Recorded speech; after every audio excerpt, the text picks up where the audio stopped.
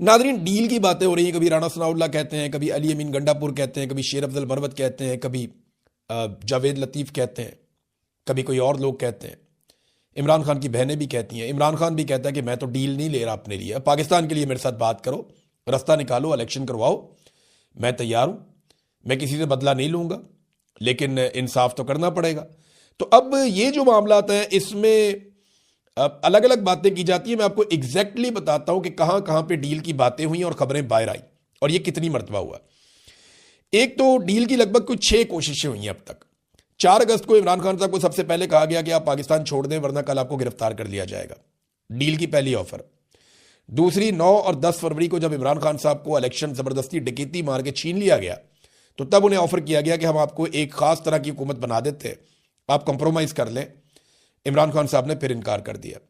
अक्टूबर 2024 में दोबारा से डील करने की कोशिश की गई जब एहतजाजी तहरीक अपने उरूज की तरफ जा रही थी। फिर नवंबर 2024 में दोबारा कत्लेआम से पहले डील की कोशिश की गई और वही बातें अली अमीन गंडापुर और बाकी लोग बताते हैं, लेकिन इमरान खान साहब नहीं माने। फिर अमरीकी डॉक्टर्स आए, अमरीकी बिजनेसमैन आया, इमरान खान साहब से मिला, इमरान खान साहब ने उनको भी साफ इनकार किया। तो ये डील की एक और कोशिश थी। और अभी हाल ही में इमरान खान साहब की आंख की बीमारी के दौरान एक मरतबा फिर कोशिश की गई कि इमरान खान साहब को किसी तरह से कोई रिलीफ इमरान खान साहब की पार्टी मांगे। इससे पहले आपको याद होगा अली अमीन गंडापुर ने ये कहा था कि इमरान खान साहब को जो है वो एक पैरोल के ऊपर रिहाई दी जाए, तो उस पर इमरान खान साहब ने नाराजगी का इजहार किया था। अब वो पैरोल पे रिहाई तो चाहते ही नहीं है, ना इमरान खान साहब बनीगाला जाना चाहते हैं। हाँ, अपनी आंख का इलाज वो करवाना चाहते हैं जो उनका हक भी है और उनको ये इलाज मिलना चाहिए। किसी भी लीडर की आंख ज़ाया करना या किसी ऑर्गन को ज़ाया करना ये इंतहाई नामुनासिब है और ये सख्त ज़्यादती है, और इस चीज़ को ये डील के लिए इस्तेमाल कर रहे थे। इमरान खान साहब ने साफ इनकार कर दिया। अब नाज़रीन, 2-3 खबरें मेरे पास और बहुत इंपॉर्टेंट है, ये मैं आपके सामने रखता हूं, लेकिन पहले आप ये देखें कि फैमिली को नहीं मिलवाया जा रहा, तो ये बात तो समझ आती है। यानी इमरान खान साहब अपनी बहनों से मिलेंगे तो बड़ा सख्त बयान देंगे आसिम मुनीर के खिलाफ, शहबाज शरीफ के खिलाफ, मौजूदा रजीम के खिलाफ, या हो सकता है वो बोर्ड ऑफ पीस के खिलाफ कोई बात बोल दे, या गाजा में फौज भेजने के बारे में कोई बात बोल दे। इमरान खान साहब तो इमरान खान है, वो कुछ भी कर सकते हैं। तो इसलिए बहनों को नहीं मिलवा रहे, ये तो बात समझ आती है। लेकिन वो इमरान खान साहब से उनके डॉक्टर्स को क्यों नहीं मिलवा रहे जो गैर सियासी हैं, जिन्होंने आज तक बाहर आकर कोई सियासी बात नहीं की? ये बात समझ नहीं आती। इसका एक ही वजह समझ आ रहा है, अगर आप लॉजिकली देखें या कॉमन सेंस का इस्तेमाल करें तो एक ही बात समझ आती है कि ऐसा कुछ है मेडिकली इमरान खान साहब के मामले में जिसे मौजूदा मिलिट्री एस्टेब्लिशमेंट छुपाना चाहती है। मैं मिलिट्री एस्टेब्लिशमेंट कहता हूं तो आप ऑटोमेटिकली समझा करेंगे ये आसिम मुनीर और चंद लोग हैं। जब आसिम मुनीर कहना हो तो मैं अकेले ही कह दूंगा, लेकिन जब मैं एक टोले का नाम लूं तो फिर मिलिट्री एस्टेब्लिशमेंट में कहता हूं। और ये सारी फौज नहीं होती, ये चंद लोग होते हैं, ये पूरे इदारे को बदनाम करते हैं। बहरहाल अब इसके अंदर जो है वो ना मिलवाना, कोई ना कोई तो ऐसा मेडिकल रीजन है, जो चीज छुपाई जा रही है कि डॉक्टर्स को भी नहीं मिलवाया जा रहा, जिन्होंने कोई खबर बाहर आके नहीं देनी, जिन्होंने कोई बाहर आकर हरकत नहीं करनी। अब इमरान खान रिहाई फोर्स बनाने का ऐलान किया सुहेल आफरीदी ने। ये क्या है, मैंने इसके बारे में इंफॉर्मेशन इकट्ठी की है, मैं आपके साथ शेयर कर देता हूं। ये है जी असल काम जिसकी तरफ अब ये आए, और ये करने क्या जा रहे हैं मैं आपको बताता हूं। ये खैबर पख्तूनख्वा से इसका आगाज करेंगे, इमरान खान रिहाई फोर्स, और इसको सोशल मीडिया के ऊपर भी उठाया जाएगा, और इसकी पूरी प्रोजेक्शन करने के बाद बाकायदा इसके फॉर्म छप जाएंगे और इसके कार्ड्स बन जाएंगे। और खैबर पख्तूनख्वा में हज़ारों जगहों के ऊपर ये टेबल्स लग जाएंगी, गलियों में, मोहल्लों में, इलाकों में, यूनिवर्सिटीज़ में, कॉलेजेस में, अस्पतालों में, जहाँ जहाँ कहीं नौजवानों का आना जाना है, हर जगह पे ये एक्सेस दी जाएगी। पहले नौजवानों की एक बहुत बड़ी तादाद चुनी जाएगी ज़िलों के अंदर, फिर उसके बाद तहसीलों के अंदर, फिर उसके बाद जो है वो नीचे वार्ड्स तक, यूनियन काउंसिल तक। तहरीक इंसाफ की पूरी एक तंजीम तो मौजूद है, वहाँ लोगों की ड्यूटीज़ लगेंगी कि आपने एक टेबल रखना और उसके ऊपर आपने ये बुक रखनी है, और इसके ऊपर हलफनामा लिखा हुआ है। यहाँ पे आप जो है वो जितने भी मेंबर्स बनते जाएंगे उनका रिकॉर्ड आपने जमा करना है, और हर मेंबर को एक कार्ड दिया जाएगा, इमरान खान रिहाई फोर्स का कार्ड। ये कार्ड उस मेंबर के पास रहेगा, और उस मेंबर का पूरा रिकॉर्ड जो है वो पाकिस्तान तहरीक इंसाफ के पास रहेगा।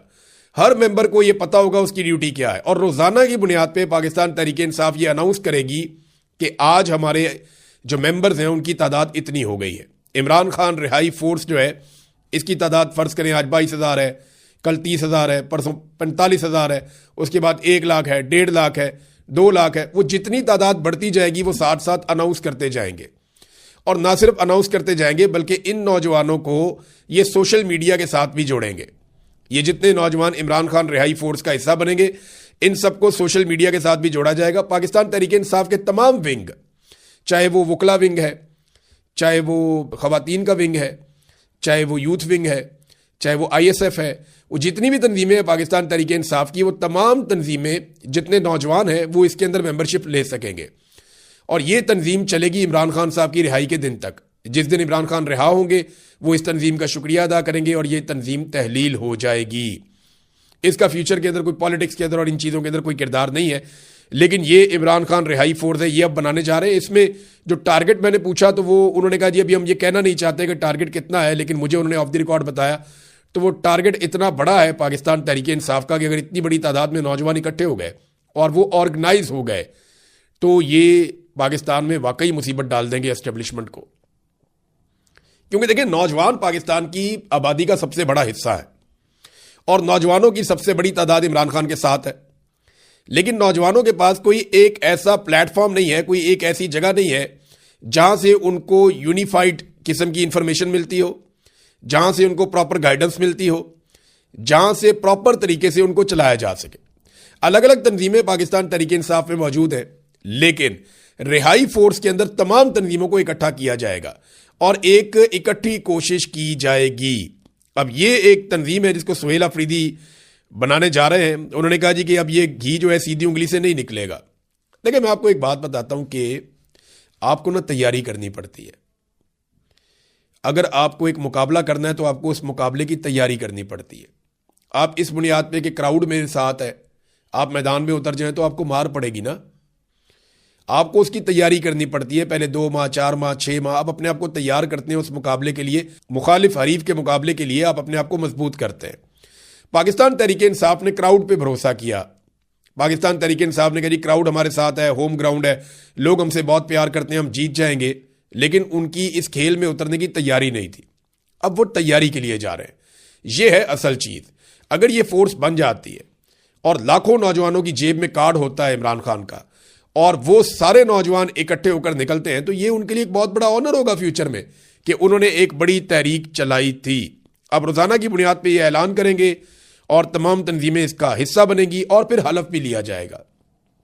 जो मेरे पास इंफॉर्मेशन है, पेशावर में एक हलफनामा होगा पहले बहुत बड़ा, फिर अलग अलग जिलों में जाकर हलफ लेंगे जितने नौजवान, फर्ज करें एक जिले में जो है वो 25,000 नौजवान है, इस फोर्स का हिस्सा है इमरान खान रिहाई फोर्स का, तो वो 25,000 नौजवानों से वहां पे उनको इकट्ठा करके हलफ ले लेंगे, फिर अगले जिले में, फिर अगले जिले में, और इस तरह आहिस्ता आहिस्ता ये जो मेंबरशिप है ये खैबर पख्तूनख्वा से निकलकर बलूचिस्तान, सिंध और पंजाब में फैलेगी। और ये 1 डेढ़ 2 माह की बात है मैक्सिमम।